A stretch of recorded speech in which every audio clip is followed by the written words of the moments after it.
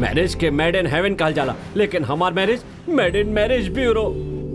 अब जाना तड़ा हमनी के केकर शादी करावे वाला बानी। 2 साल से हमार ब्यूरो पे भरोसा करे वाला बैंकी और 2 साल से कोनो ब्यूरो जोनो लड़की के शादी ना करा पाउलस वो हारिका के हमनी शादी करावे वाला बानी। ऐसन वैसन लड़की लोग के भी शादी हो रहल बा, त ये लड़की में का कमी बा सर? वो देखा होने लड़की software engineer, father bank manager रहले, समझ गेला ना? हाय। कहल जाला कि सुंदर लड़की में दिमाग ना होखेला, लेकिन एकरा में तनी ज्यादा ही बा। Congrats Sarika, successfully project complete कर ले लो। Keep it up. हमरा कॉम्प्लीमेंट ना चाहिए, पहले सैलरी बढ़ाई ना तो अगला महीना दूसरा जॉब ढूंढ ले। वेरी कैलकुलेटिव सर। ऐसन का? हाँ। एक बार होने देखा। हाँ?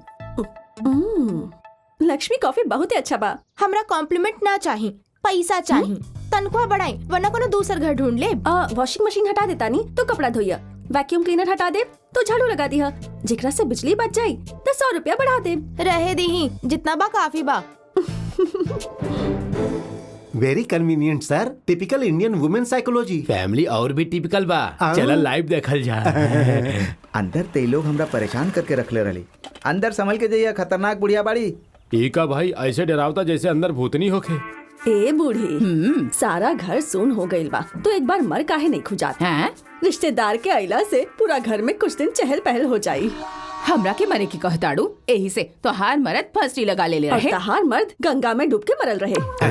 अरे सवेरे सवेरे का करे लगनी आप माँ जी? हम का कहनी तो हार माँ ही हमरा के मरे खातिर करल बाड़ी। माँ रवा लोग के है मैरिज ब्यूरो साइड बनी, लड़की के रिश्ता लेके। आई बैठो। वाह वाह वाह वाह, लड़का के बारे में जॉन बोली कम बा। एमएलए के पीए हा। तो एकर मतलब एमएलए से ज्यादा होकर पीए ही कमाइले होगी। रवा का सोचतानी जी? हाँ बिल्कुल, हाँ बिल्कुल। अच्छा शादी खातिर लड़की मान जाई ना? एमे का बाजी, लड़की के आवते ही हमने बात कर लेता नहीं ना। रवा कुछ कहत कहनी की जी? हाँ बिल्कुल, हाँ बिल्कुल। लागत है घर में इनके चलेला। रउआ लड़की के बुलाई। I am on my way, सभी के इन्फॉर्म कर दो। ओके बेटी हरिका, ये मैरिज ब्यूरो के लोग हमें ये हमारे भेजी हिया। माँ कितना बार समझाइले बानी, वर्किंग डेज में ये सब मत कइल करी। शादी ह हमार जिंदगी के सवाल बा, ऐसा फैसला कैसे ले सकीला? 2 साल इंतजार कइले बानी ना, वीकेंड पे प्लान कइल जाए, डिटेल्स देखे के पड़ी। लड़का के बारे में सुनबू त डिसीजन बदल जाए। ऐसन का खास बा? रउआ पे हुकुम चलावे वाली ननद मतलब लड़का के बहन है नहीं। ससुराल में आपके ही चली, आपके ही राज होगी। ऐसन घर के बहू होके खातिर किस्मत होके के चाहिए। माँ मिठाई के ऑर्डर कर दो। 1 से 2 बजे पार्लर, 2 से 3 बजे पार्लर और 4 बजे सगाई रख ली। 4 दिन में ही शादी भी हो जाए। कबो कबो शादी के फैसला ऐसे चुटकी में होके के चाहिए। ए लड़की के अपन लड़का झेल ली का? ओकरा झेल ही के पड़ी।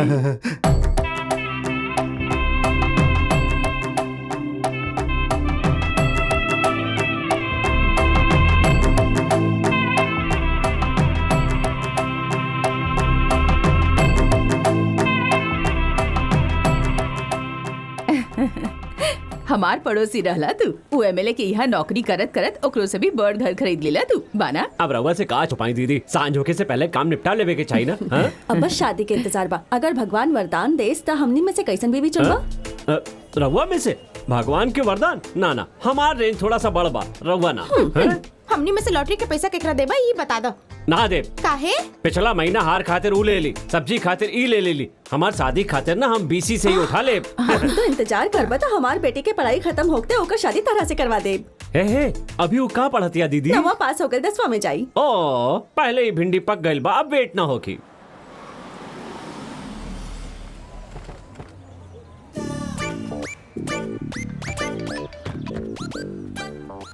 कुछ ना, अपन एमएलए पीए के पीक करे आइल बड़े। इतिहास में कबो देखले बड़ा ऐसा। जाके टीवी चैनल के ऑफिस में बता देना। सर हम जाके बिस्किट खा के आते हैं। अभी तो तू नाश्ता के ले रहा ना। आपके शुक्र बना सर, हर घंटा में खाए का पड़ेला। अगर हमरा के मार देलस तब अगला महीना के पैसा हमरा के दे दी है। तू कमाल कर देला बैंकी, एमएलए के नाम लेके तो 4 रुपया कम करा देला। उनका नाम लेके टेलर से ब्लाउज और फॉल्स पे भी डिस्काउंट दिलवाई।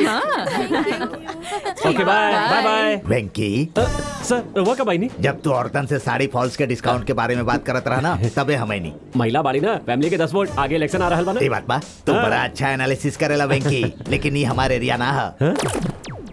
अच्छा अच्छा हम एमएलए बानी बैंक की बस करा तो कल शॉपिंग मॉल के ओपनिंग बा अभी तैयार हो क्या जल्दी होता है? आवा सर ऐसे इंसान के काहे रखले बनी निकाल दी तू के बड़ा ड्राइवर है हमरा सलाह देत पड़ा तोरा तो ना निकलनी ना हाँ सर बाकी काहे ना निकलनी बड़ लोग अपन पिए और ड्राइवर के ना निकाले ले काहे सर काहे कि हमनी के काना में तू लोग के पता होखेला जा गाड़ी निकाला ओके सर सर रहुआ एमएलए बानी यहाँ के चीफ गेस्ट बानी हाथ में अंगूठी नहीं के गला में चेन नहीं के कुछ तो पहन ले होती ओ का बा कि भीड़ बहुत होखेला ना चोरी होके के डर बा का सर हम पहन ले बानी राउर गनमैन भी पहन ले बा ओ अरे सासू माँ वाला गाना निकाल हाँ।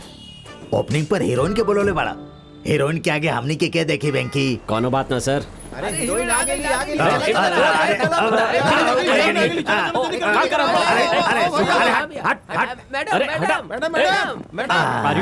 हीरोइन के देख के मर्द लोग जानवर काहे बन जाले बैंकी ओ इहो ना देखेले कि पैर के नीचे केहू गिरल बा इनका सर गला में हम खून पहले ही काले रहने ना कि केहू लूट के ले जाए केहू लूट के ले गए अरे हमें मेले बानी यार अरे छोड़ दे अरे छोड़ना अरे बाप अरे तू देखला नाना बैंकी वो लोग तो हार चेन भी लूट के ले गए यही जब अपन चेन गला से पहले उतार ले राली हमार सोना द सेब बा रिपोर्टिंग सर तू कहाँ चल गिल रहे हमके लो बीपी बना सर क्राउड में घबराहट होत रहला तो हम जाके एसी में बैठ के रहे तू ही एकरा रख ले अरे रहा बाल ना बच्चा वाला आदमी बचली ना ओपनिंग में अब कैसे काहे का opening? भाई? वहाँ देखा ताली ताली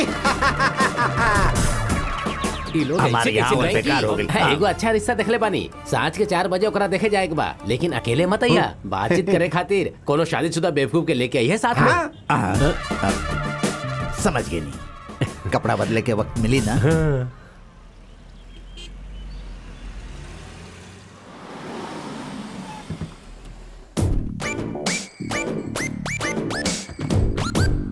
सुनी हाँ। साड़ी खराब तो ना भइल ना औरत के हाथ लगल तो साड़ी होके आदमी खराब तो हुई जाई हमें मेले बानी सर आ, रहुआ सिवाय हमार के बा सर रहुआ जौन कहब सही बा बस ये लड़की से सेटिंग बढ़वा तू दी मुसीबत कपार पर काहे लेल चाहत बड़ा अभी शादी के जरूरी बा हम रहुआ जैसा नहीं की हमरा के बीवी के कंट्रोल करे के आवेला अच्छा सच में हाँ। महंगी दोबारा वाला रिकॉर्ड करे के बाद बीवी के कंट्रोल करे हमरा अच्छा तरह से आवेला Very हाँ, चले ई है लइका एमएलए के नमस्ते। पीए के एमएलए एमएलए हो के रउआ पीएजी के रिश्ता लेके आयल बानी रउआ साधारण पीए नहीं की हमरा खातिर त एमएलए रउए बानी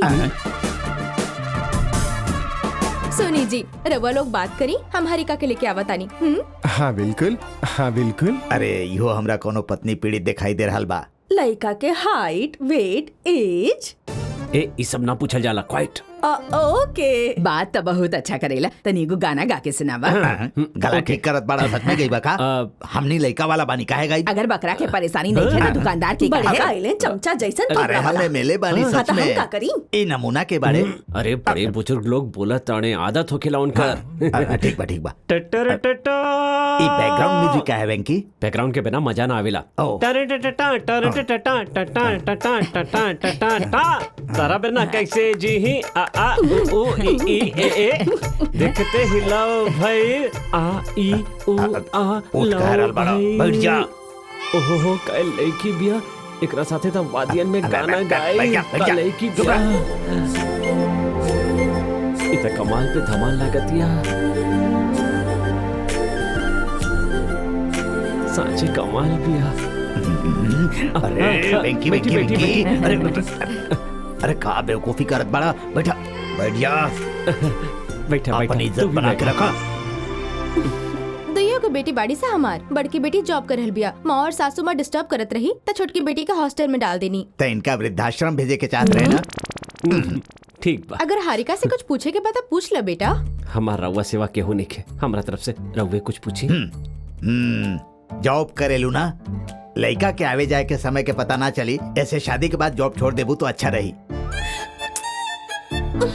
अरे ना ना ना ना ना ना हम हैंडल कर ले अरे इसे रउआ का शादी के बाद हम देख ले लड़की के सेल्फ रिस्पेक्ट बा हमार रउआ सेवा केहू नहीं रउए कुछ पूछी ना पूछी तोहरा खाना वाना बनावे तो आवेला ना ना ना ना ना हम बात करता नहीं बनावल ना आला था स्विगी से ऑर्डर कर ली या रेस्टोरेंट से मंगा ली कौन जमाना के सवाल पूछा था नहीं जॉन मैच फिक्स हो चुकल बा ओकर अंपायरिंग कल जरूरी बा हमारा रउआ सेवा के बा रउआ जौन पूछा बूहे से पूछी ना लड़का के का देब आप लोग बूंदी के लड्डू ऑर्डर कैले बानी राजमा और चावल भी तो बनवेले बानी ना बूंदी के लड्डू राजमा चावल हम राजमा चावल ना खा सकेले हमरा गैस हो जाला अरे तू तनी बाहर जेबे ओके, सर। बूंदी के लड्डू कहत बड़ी खाए खातिर ना, दहेज में का दे भी पूछत बानी हम। दुइये गो बेटी बाड़ी स हमरा पास जे कुछ भी बा एकनिए के बा ना। कितना बा? जौन दिख रहल बा उतना। सुना दामाद जी, हमार पैर की पायल भी तोहरे बा, हमार कान के झुमका भी तहरे बा। ये लोग बहुत चालाक बाड़ी, तो हर कुछ ना चली। चल अब यहाँ से चलल जाओ। दहेज ओ सबके सामने। ना ना ना एमएलए होके दहेज मांगबा तो सेक्शन 498 के तहत अंदर जाइबा। हमरा के लड़की पसंद बड़ी। अब इनका कोनो सवाल पूछे के बाद पूछे के बोली। हम पहले ही मंडप में बैठल बानी, दूध में अंगूठी ढूंढ रहल बानी और माँ भी बन गई बानी। सेम हमहू कॉर्पोरेट स्कूल में मुन्ना के दाखला दिलाउले बानी और एमएलए सर तो हमरा के 1 लाख डोनेशन भी देले अगला बाड़े। पीढ़ी खातिर भी हमारे इस्तेमाल करत बाड़े।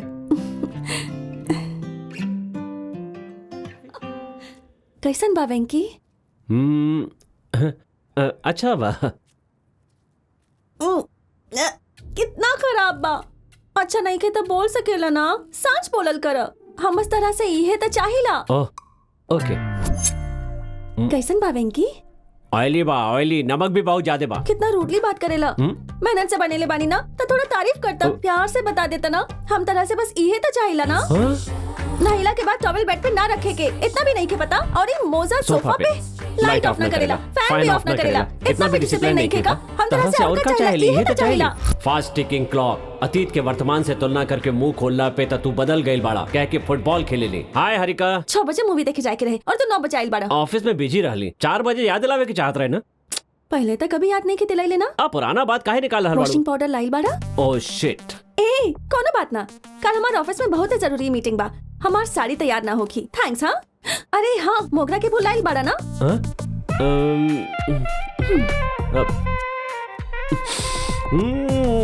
तेरा फिल्म ना याद रहेला, वॉशिंग पाउडर याद ना रहेला, बाकी फूल। वेंकी तू बदल गई बाड़ा। पहले फिल्म देखत समय हमरे के देखते रहत रहा और अब सामने से नजर ना हटेला। वेंकी तू बदल गई बाड़ा। पहले तो हमेशा हमरा साथे किचन में रहत रहला और अब तक किचन में आवे के नाम भी ना लेवला। वेंकी तू बदल गई बाड़ा। हर बात खातिर तू वॉशिंग पाउडर भी हम जौन झगड़ा होखला ओकरा के गरम करके फिर से हर झगड़ा में अप्लाई करेली। ई डिब्बा के तरह कुछ दिन के बाद इज्जत में भी बदलाव आवेला। हरिका, फ्रिज के ठंडा दे देलू, गरम करके ना दे सकत रहलू। खा लो, पेट में जाके तो घर में होगी। पहले तो सब कुछ फ्रेश मिलत रहे, अभी सब ठंडा खाना। फ्रेश चाहिए। तू कौन ऐसन फ्रेश बाड़ा? ई फ्रस्ट्रेशन से अपना आप के बचावे खातिर हम एगो आसन खोज ली। ऊ रहे वेंकी आसन।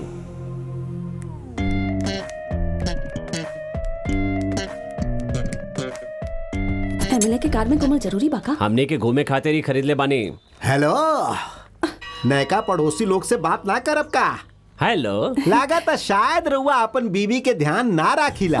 रउआ कैसे पता? सारा सामान उ खुदे जो उठा रहल बाड़ी। खरीदारी करत समय हम उठाइले रही, कार से उतरा समय ई ले ली। हमरा के देखा, सारा के सारा सामान हम ही ढो रहल बानी। पत्नी के हमरा ऐसन सेवा करा। सीखा इनका से। कितना प्यार करेले अपन बीवी से। अंदर चलो फिर बतावा तानी। अभी नया मुसीबत कहाँ से आ गई? अरे हमारे कुछ कोनो बात फिक्र नहीं नहीं के। कितना बदल गई बाड़ा तू। आज हम तरह के ना ओके, छोड़ा। गुस्सा आ जाला तो हाथ में जे आवेला हमरा पे फेंके तरह के कुछ याद और ना अगर रहेला। हमने कुछ खा देनी तो अपन ड्रामा शुरू कर देवेली। हमरा के जान से मार डालबा। अरे तू तो चाकू और चम्मच फेंकत रहलू, हम तो खाली हाथ दिखाई नहीं। जानता नहीं रोए के सायरन कहाँ सुनाई देवेला।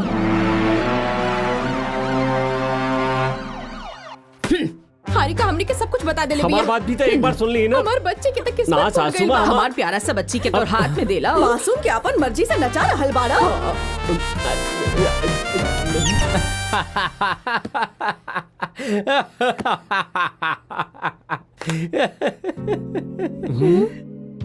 एगो साइकियाट्रिस्ट होखे के नाते हमरा लागत लइकन के मन बड़ा नाजुक होखे। उ हमने के इरिटेट करस या टॉर्चर करस, प्यार से, अच्छा से, धीरज के साथ। फोन काटा फिर भी करत रहे। कितना बार कहले बानी क्लाइंट के सामने फोन मत करल कर। घर जर गइल के पहाड़ टूट गइल, बोला का भाई? अच्छा बोला, लंच में राइस बनाई कि चपाती बनाई?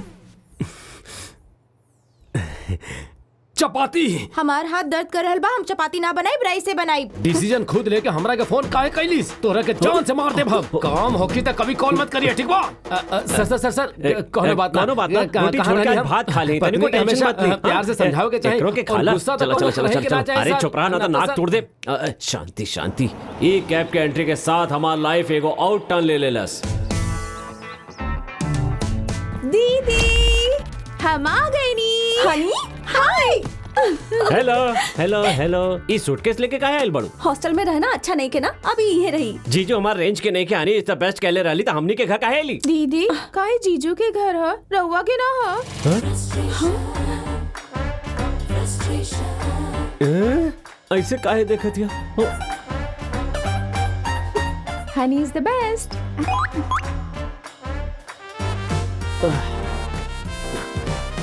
ई चूहा के आवाज कहाँ से आ रहल बा? हाँ? हाँ?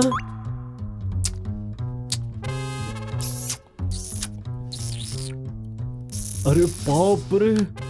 जीजू दीदी के मत बताए। जीजू प्लीज प्लीज दीदी के मत बताए। रोका अभी तोरा के बता नहीं। हारिका काम भइल वेंकी, आधा रात के काहे चिचिया रहल बाड़ा? तहार बहन आधा रात के फोन पे चुम्मा दे रहल बिया। हाँ?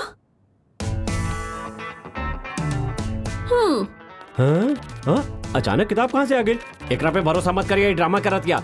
हनी तू बॉयफ्रेंड के चुम्मा देत रहू? ना ना हम तो पढ़त रही। जीजू के हमारे घर में रहल पसंद नहीं के दीदी।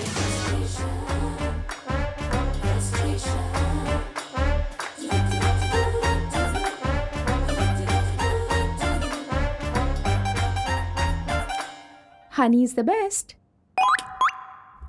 बड़की से ज्यादा छोटकी खतरनाक बिया। एकरा से शादी करे वाला के का जाने का होखी।